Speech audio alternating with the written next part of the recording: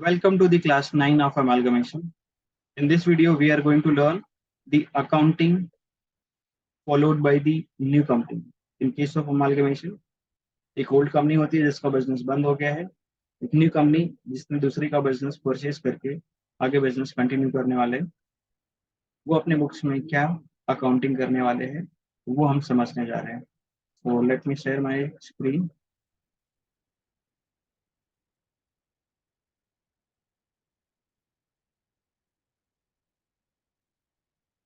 So here we go.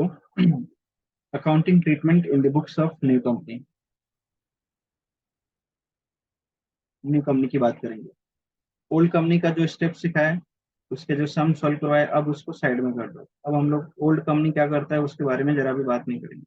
New company को क्या करना है उसकी बात करेंगे. परचेज मेथड, एक और मेथड होता है मर्जर मेथड. ठीक है, मर्जर मेथड में यही सारे स्टेप्स कॉमन है, सिर्फ उसकी दो तीन एंट्रीज में डिफरेंस है, वो मैं एंड में समझा दूंगा. पहले ये समझ लो, ये समझ में आया तो मर्जर भी समझ में आ जाएगा. Okay. Journal entries,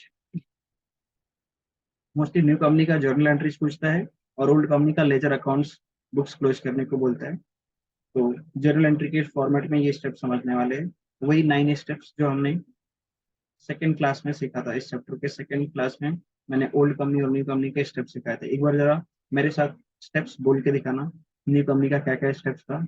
number 1, record business purchase, record assets and liabilities, payment of PC, then payment of liability or debentures, then payment of own expense, payment of amalgamation expense, cancellation of intercompany debt, cancellation of unrealized profit in stock, and last में carry forward of statutory dues. ये 9 steps है. Steps by heart होने चाहिए. आज हम लोग समझेंगे कि उसमें एंट्री कैसे करनी है. Step number 1, record business purchase. बताओ, जैसे ही न्यू कंपनी ने ओल्ड कंपनी के साथ डील कर लिया, डील फाइनल हो गया, एग्रीमेंट हो गया, बिजनेस परचेज करना, ये इवेंट है, इसको बुक्स में रिकॉर्ड करना होगा. तो क्या बोलेगा, बिजनेस परचेज. जैसे तुम नॉर्मल कोई परचेज करते हो तो क्या एंट्री पास करते हो, परचेज अकाउंट डेबिट, कुछ नॉर्मल गुड्स परचेज किया, परचेज डेबिट टू, पेमेंट कर दिया तो कैश लिखोगे, पेमेंट नहीं किया तो क्रेडिटर लिखोगे. राइट, ये नॉर्मल परचेज की एंट्री होती है. अभी हम नॉर्मल परचेज नहीं कर रहे, बिजनेस परचेज कर रहे हैं, तो फिर ये परचेज को खाली ऐसे थोड़ी लिखना है परचेज. लिखो बिजनेस परचेज. कुछ बड़ा इवेंट हुआ है ना, बिजनेस खरीदा तो बिजनेस परचेज लिखो. ठीक है, समझ में आया. बिजनेस परचेज में लिख रहे हैं, परचेज ही है. जैसे नॉर्मल गुड्स परचेज में परचेज अकाउंट लिखते हो, यहाँ पे तुमने पूरा बिजनेस ही परचेज कर लिया. ओके, तो बिजनेस परचेज लिखो. क्रेडिटर की जगह पे क्या लिखोगे, लिक्विडेटर लिखना. तो लिक्विडेटर क्यों, अभी समझाऊंगा लिक्विडेटर क्यों. ओके, लिक्विडेटर लिखना है. चलो अभी बता देता हूँ लिक्विडेटर क्यों लिखना है. तुमने जिसका परचेज किया है बिजनेस, उसको पैसे देने होंगे. जैसे गुड्स जिससे परचेज किया उस पार्टी को क्रेडिटर बोलते हैं, क्रेडिटर को पैसे देना होता है तो क्रेडिटर लिखते हो. अभी जिसका बिजनेस खरीदा है वो कौन है, मालिक कौन है, ओल्ड कंपनी का शेयर होल्डर. क्या कंपनी में एक ही शेयर होल्डर होता है, नहीं, एक ही शेयर होल्डर नहीं होता है, हजारों लाखों की संख्या में शेयर होल्डर होते हैं. तो ये सब मालिक है. तुमने बिजनेस खरीद लिया, क्या अब सूटकेस में थैला में पैसा भर के सबके घर पे जाओगे, डोर नॉक करोगे, मालिक तुम्हारी कंपनी खरीदी, ये लो पैसा. तुम्हारे पास इतना टाइम है नहीं. तुम क्या बोलोगे, ओल्ड कंपनी के मालिक शेयर होल्डर जी, आप अपने भी यहाँ पे एक पर्सन को अपॉइंट करो, उसको मेरे पास भेजना, मैं सारा पेमेंट उसको दे दूंगा, अब वो आप लोगों को डिस्ट्रीब्यूट कर देगा. तो उस पर्सन को बोलते हैं लिक्विडेटर. तो हमें पेमेंट करना है लिक्विडेटर को. बात समझ में है. जो भी बिजनेस खरीदा है उस बिजनेस का परचेज प्राइस पीसी पे करना होता है लिक्विडेटर को, इसलिए यहाँ पे लिक्विडेटर को पे करना है. ये लाइबिलिटी है, लाइबिलिटी क्रेडिट हो गया. Business purchase debit to liquidator of old company. बात समझ में आई, first entry clear. Sir narration में क्या लिखना होता है, नरेशन में बीइंग लगा के ये जो स्टेप्स का नाम है ना वही लिखो, बीइंग बिजनेस परचेज रिकॉर्डेड. आगे जो भी स्टेप्स आएगा बीइंग लगा के स्टेप्स का नाम लिख देना, हो गया नरेशन. ओल्ड कंपनी में भी ऐसे ही कर सकते हैं. Second step, record assets and liabilities. अब मैंने आपको स्टार्ट में ही बताया था, इस चैप्टर में हम लोग जितनी बार भी बिजनेस बोलेंगे तो बिजनेस का मतलब क्या होता है, बिजनेस का मतलब असेट्स एंड लायबिलिटी, दो ही चीज. किसी का बिजनेस खरीदा मतलब मैंने उसके असेट्स और लायबिलिटी खरीदे. ठीक है, तो मैं बोल रहा हूँ बिजनेस खरीदा, तो एक्चुअल में क्या खरीदा, असेट्स और लायबिलिटी. तो मैंने ऊपर यहाँ पे बिजनेस लिखा है ना, बिजनेस. अब मुझे उसको डिटेल में बताना पड़ेगा, इस बिजनेस में क्या असेट्स है, इस बिजनेस में क्या लायबिलिटी है, इस बिजनेस में मेरे को क्या असेट्स मिला है और क्या लायबिलिटी मिला है, वो मुझे बताना पड़ेगा. अरे एरो कहाँ जा रहा है, होना चाहिए यहाँ पे, इसमें क्या एसेट्स मिला और क्या लायबिलिटी, तो वो मैं सेकंड एंट्री में बताऊंगा। और आपको पता है एसेट्स का डेबिट बैलेंस होता है, तो एसेट अकाउंट को डेबिट में लिखूंगा, लायबिलिटी को क्रेडिट में लिखूंगा। ठीक है, बात समझ में आई। अब देखो ये जो बिजनेस परचेस है ना, बिजनेस है ना, मैंने इसमें से एसेट लायबिलिटी अलग कर दी है, तो अब इसका जरूरत क्या है, नहीं है ना, तो इसको मुझे क्लोज करना पड़ेगा। तो बिजनेस परचेस पहली एंट्री में डेबिट लिखा था, दूसरी एंट्री में क्रेडिट लिखा। नहीं समझा, फिर से समझो। पहले मैंने बोला बिजनेस खरीदा, तो बिजनेस परचेस टू लिक्विडेटर का एंट्री रिकॉर्ड किया। अब मुझसे लोग पूछ रहे हैं कि तुमने बिजनेस में क्या खरीदा, तो मैंने बताया ये बिजनेस में मैंने एसेट्स खरीदा, ये लायबिलिटी खरीदा। एसेट को डेबिट रिकॉर्ड कर दिया, लायबिलिटी को क्रेडिट रिकॉर्ड कर दिया। मतलब ऐसे समझो ये बिजनेस परचेस जो है ना, एक बैग की तरह है। इस बैग में मैंने एसेट और लायबिलिटी भर के लाए, तो अब बैग से एसेट लायबिलिटी बाहर निकल दिया। जैसे शॉपिंग करने जाते हो ना, घर से बड़ा सा थैला लेके जाते हो और मॉल में जाके सारा सामान उसके अंदर पैक करते हो, बिलिंग कराते हो, पैक करके घर पे लाते हो, फिर घर पे आने के बाद बैग से सारा सामान बाहर निकालते हो। एसेट लायबिलिटी बाहर निकाला हमने, कि बिजनेस परचेज कर रहे हैं, मतलब एक तरह से शॉपिंग करने जा रहे हैं, एसेट लायबिलिटी खरीदने जा रहे हैं। तो बिजनेस परचेज एक थैले की तरह है, बैग की तरह है। इसमें से एसेट लायबिलिटी बाहर निकाल दिया, तो अब इस अकाउंट का जरूरत नहीं, इसको क्लोज करो। ठीक है, तो हमने बिजनेस परचेज डेबिट लिखा था, अब यहाँ पे क्रेडिट लिखेंगे। एसेट लायबिलिटी बाहर निकाला तो इसका जरूरत नहीं है, पहले डेबिट किया था, अब क्रेडिट करो। इतना करने के बाद ये एंट्री टैली नहीं होगा, मतलब तुमने यहाँ पे एसेट डेबिट लिखा, इधर लायबिलिटी लिखा और बिजनेस परचेस लिखा, एंट्री टैली हो गया, तो ठीक बात है, बट इसका बहुत रेयर चांस है, 0.1% चांस है कि टैली हो जाए। ठीक है, 99% में डिफरेंस आएगा। डिफरेंस आएगा तो क्या करना है, देखो, डिफरेंस कभी डेबिट साइड आएगा, कभी क्रेडिट साइड आएगा, दोनों एक साथ नहीं आएगा। मैंने दोनों साइड, दोनों डिफरेंस यही एक ही एंट्री में लिख दिया है, बट जब एक्चुअल में सम सोल्व करोगे तो ये डिफरेंस या तो डेबिट वाला आएगा या तो क्रेडिट वाला आएगा। जिसको सर्कल किया है वो डिफरेंस है। ओके, बट दोनों में से कोई एक ही आएगा। डेबिट में डिफरेंस आया तो इसे हम बोलते हैं गुडविल अकाउंट। डेबिट में डिफरेंस आया तो गुडविल। सर क्या मतलब है, गुडविल क्यों लिखा, देखो, हमने जिससे बिजनेस खरीदा उसके हमने कुछ एसेट्स लिए, कुछ लायबिलिटी लिए, और उसको हमने प्राइस भी पे किया। ये बिजनेस परचेज ना, परचेज कंसिडरेशन होता है, पीसी।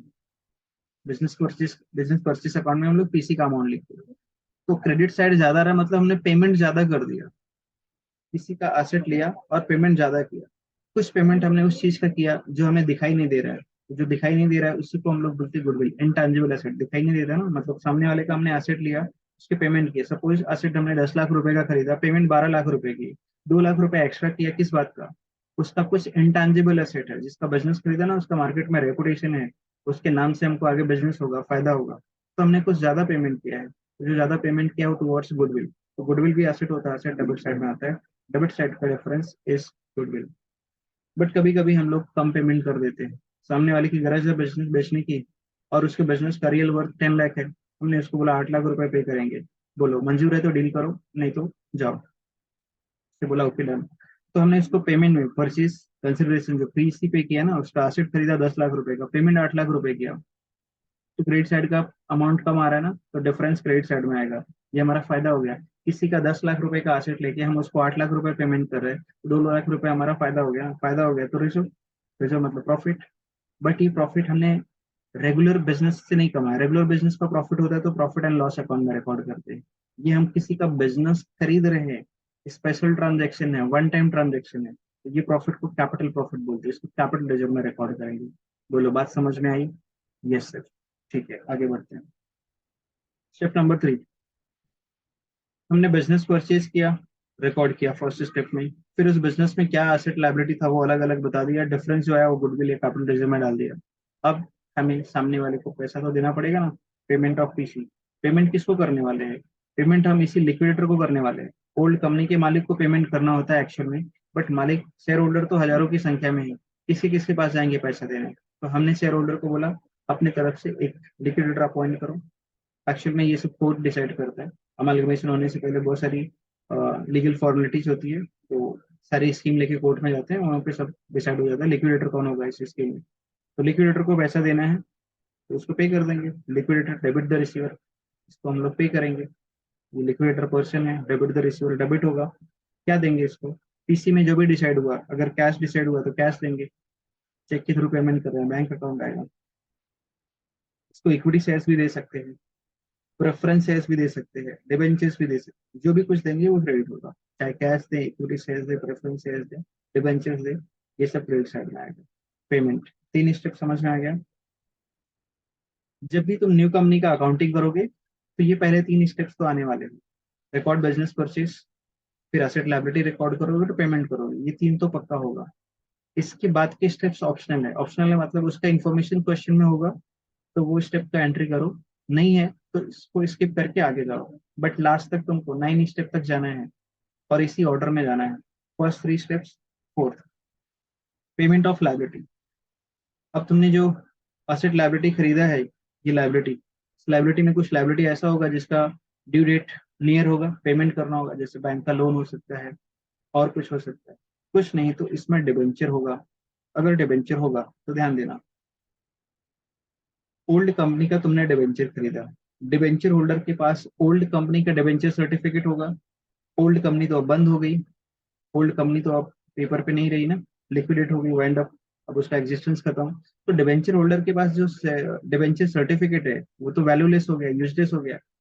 बट वो डिबेंचर होल्डर ने ओल्ड कंपनी को पैसे देके डिबेंचर सर्टिफिकेट लिए थे, वो क्या ऐसे चुप बैठेगा? और न्यू कंपनी के पास आएगा, बोलेगा मालिक तुमने हमारी कंपनी खरीद ली, उसका हमारे पास डिबेंचर सर्टिफिकेट है। तो न्यू कंपनी बोलेगी हाँ, हमने तुम्हारी कंपनी खरीद ली, तुम्हारी कंपनी का डिवेंचर्स का पेमेंट हम करेंगे, तो तुम्हारे ओल्ड डिवेंचर्स हमें दे दो, हम तुमको नया डिवेंचर सर्टिफिकेट न्यू कंपनी के नाम से इशू करोगे। न्यू कंपनी का अब एग्जिस्टेंस है तो उसके डिवेंचर सर्टिफिकेट वैलिड होंगे, तो ये एक्सचेंज हो जाता है ओल्ड डिवेंचर न्यू के साथ। तो इसका फोर्थ स्टेप में एंट्री करना पड़ता है, ओल्ड डिवेंचर्स को डेबिट कर दो और न्यू डिवेंचर इशू किया तो उसको क्रेडिट कर दो। ओल्ड को कैंसिल करना है, लायबिलिटी को कैंसिल करने के लिए डेबिट करते हैं, ओल्ड डिवेंचर्स को डेबिट करोगे, न्यू डिवेंचर को क्रेडिट करोगे। और कोई लायबिलिटी का पेमेंट हुआ है तो लायबिलिटी डेबिट हो जाएगा, पेमेंट कैश बैंक से हुआ है तो कैश बैंक कर जाएगा। बट सर नहीं है डिवेंचर का इन्फॉर्मेशन, तो क्यों टेंशन लेते हो मालिक, जो नहीं है उस स्टेप को स्किप करके आगे बढ़ो। बोला है 9 स्टेप्स है, बट किसी भी क्वेश्चन में तुमको 9 स्टेप्स नहीं मिलेंगे, है ना, 5 6, 4 5 6, बस इतने में क्वेश्चन खत्म हो जाता है। बट हाँ, कोई सन की पेपर सेटर है जिसने क्वेश्चन में सारे पॉइंट चूज चूज के डाल दिए, क्वेश्चन बड़ा बना दिया, कॉम्प्लिकेटेड बना दिया, डिफिकल्ट बना दिया, तो उस क्वेश्चन से बाहर आने के लिए तुमको पूरा 9 स्टेप्स फॉलो करना पड़ेगा। ठीक है, चलो ओके आगे बढ़ते हैं। 5 स्टेप हो गए, 4 हो गए।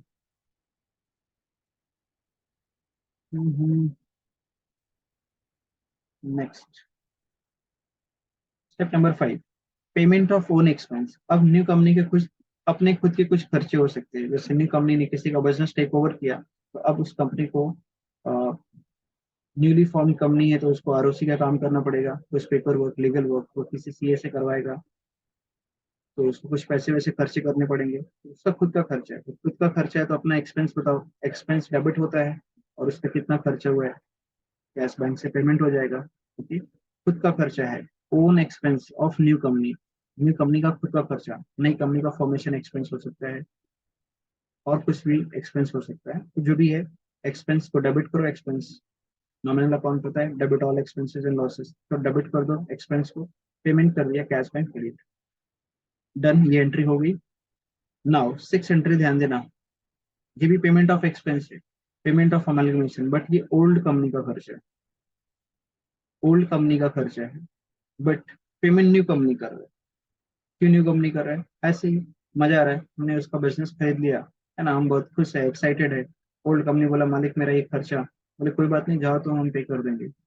ओल्ड कंपनी का खर्चा भी हमने ही पे कर दिया, तो कोई बात नहीं, पे कर दिया तो पैसे तो जाएंगे। अपना खर्चा पे करोगे तो भी कैश बैंक से जाएगा, पेमेंट होगा, और दूसरे का खर्चा पे करोगे तो भी तुम्हारे कैश बैंक जा रहा है, कैश बैंक तो क्रेडिट होगा। लेकिन जब अपना खर्चा होता है तो एक्सपेंस बताते हैं, ओन एक्सपेंस, खुद का खर्चा है। दूसरे का खर्चा है तो हम अपने बुक्स में खर्चा नहीं बता सकते, ये खर्चा तुम्हारा नहीं है, तुम्हारा एक्सपेंस नहीं है। तो सर क्या किया, सर यहाँ पे गुडविल लिखा है स्लैश कैपिटल रिजर्व। अब देखो, गुडविल या कैपिटल रिजर्व दोनों में से कोई एक ही लिखना है, बट ये डिपेंड करता है कि तुम्हारी सेकंड एंट्री में क्या आया था। अगर सेकंड एंट्री में गुडविल आया था, सेकंड एंट्री में गुडविल आया था यहाँ पे ये, तो फिर तुम जो ये ओल्ड कंपनी का खर्चा पे कर रहे हो ना, इसको गुडविल बताना। और अगर तुम्हारी सेकंड एंट्री में कैपिटल रिजर्व आया था, ये देखो, स्क्रीन चेंज नहीं होता जल्दी। सेकंड एंट्री में अगर कैपिटल रिजर्व आया ये, तो फिर ये जो पेमेंट ऑफ एक्सपेंस है ना ओल्ड कंपनी का, इसमें तुम कैपिटल रिजर्व पर डेबिट करोगे। सर उधर कैपिटल रिजर्व क्रेडिट हुआ था, इधर डेबिट, हाँ इधर डेबिट करो। क्यों, ऐसा समझो ध्यान से।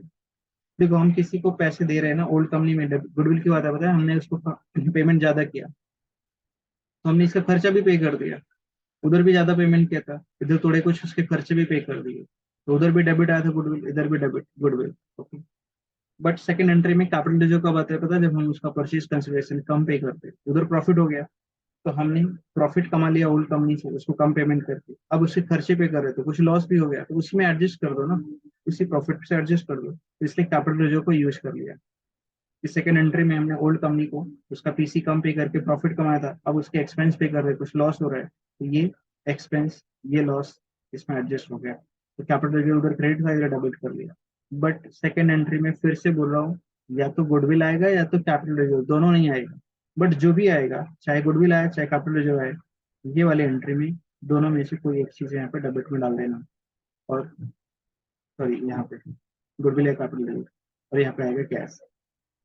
हो गया 6 स्टेप।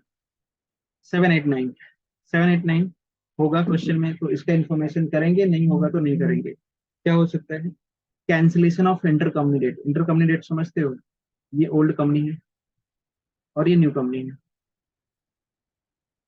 ओके। ओल्ड कंपनी ने कुछ गुड्स बेचा था न्यू कंपनी को, ये तो अपने इधर डेटर बताएगा और ये अपने इधर क्रेडिटर बताएगा। अब ये जब दोनों कंपनी मर्ज हो जाएगी, तो इनकी एक बैलेंस शीट बनेगी। इस बैलेंस शीट में असेट साइड में डेटर दिख रहा है, लायबिलिटी साइड में क्रेडिटर दिख रहा है। अब बताओ, डेटर मतलब पैसे लेने, क्रेडिटर मतलब पैसे देने हैं, खुद से ही लेना खुद से ही देना है, ये क्या मजाक है, कैंसिल करो इसको। इसी को बोलते हैं इंटर कंपनी डेट। ओके। तो क्रेडिटर्स लायबिलिटी है, कैंसिल करना है, उसको डेबिट कर दो, डेटर्स क्रेडिट कर दो।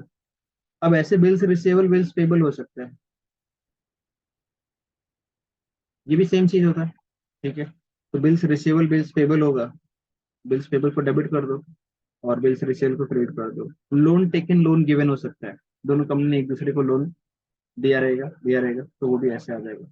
इसी को बोलते हैं इंटर कंपनी डेट। जब मर्ज हो जाते हैं, अमालगमेशन हो जाता है, दोनों कंपनी मर्ज हो जाती है, तो इसको कैंसिल करना पड़ता है। ओके सर, समझ में आ गया। 7 done. 8, cancellation of unrealised profit in stock. अब ये जो डेटर क्रेडिटर आया था ना, ये तो इधर स्टॉक भी आएगा, गुड्स खरीदा था तभी तो डेटर क्रेडिटर का एंट्री हुआ। अब ये जो स्टॉक न्यू कंपनी के पास है, अभी तक बिका ही नहीं, जब मर्जर नहीं हुआ था उससे पहले ट्रांजेक्शन हुआ था, गुड्स खरीदा था, अब ये गुड्स बिका नहीं, अभी तक इनके पास है, इनके गोडाउन में है, उससे पहले मर्जर हो गया। तो ये स्टॉक खरीदा था इन लोग ने 1200 रुपये में, ओल्ड कंपनी ने ये गुड्स खरीदा था 1000 रुपये का, न्यू को बेचा 1200 रुपये का, 200 रुपये इसने प्रॉफिट कमा लिया। जब अलग अलग थे तो प्रॉफिट पे ही ट्रांजेक्शन करेंगे ना, समाज सेवा थोड़ी कर रहे हैं, कॉस्ट पे बेचेगा। न्यू कंपनी को तो 1200 में मिला था, ये अपने बुक्स में स्टॉक को कॉस्ट 1200 पे दिखा रहा है। जब यही स्टॉक न्यू बैलेंस शीट में आएगा तो 1200, बट हमको पता है ये 1200 में 200 रुपये का प्रॉफिट है, ये एलिमिनेट करो, माइनस करो, क्योंकि हमको एस टू क्या सिखाता है, valuation of inventory. Inventory should be valued at cost और NRV whichever is lower. अब तुम इसको बेचोगे 1200 रुपये में, 1200 सेलिंग प्राइस, बट इसका कॉस्ट तो 1000 है, 1000 रुपये है, तो लोअर क्या है, कॉस्ट 1000, 1000 रुपये पे वैल्यू करने के लिए इसमें से 200 रुपये प्रॉफिट कैंसिल करना पड़ेगा, तो वो cancellation of unrealised profit. Stock को कम करना है, 200 रुपये कम करना है, स्टॉक को क्रेडिट करो, स्टॉक को क्रेडिट करो। अगर स्टॉक को हमने एसेट साइड से कुछ कम किया, हमारा एसेट का वैल्यू कम हुआ, तो लॉस हो रहा है, लॉस हो रहा है तो क्या करोगे, या तो गुडविल बताओ या तो कैपिटल रिजर्व से एडजस्ट करो। जो काम यहाँ पे किया था, एक्सपेंस पे किया था ना, तो या तो गुडविल या तो कैपिटल रिजर्व से एडजस्ट किया था, वही सेम यहाँ पे करना है। ओके।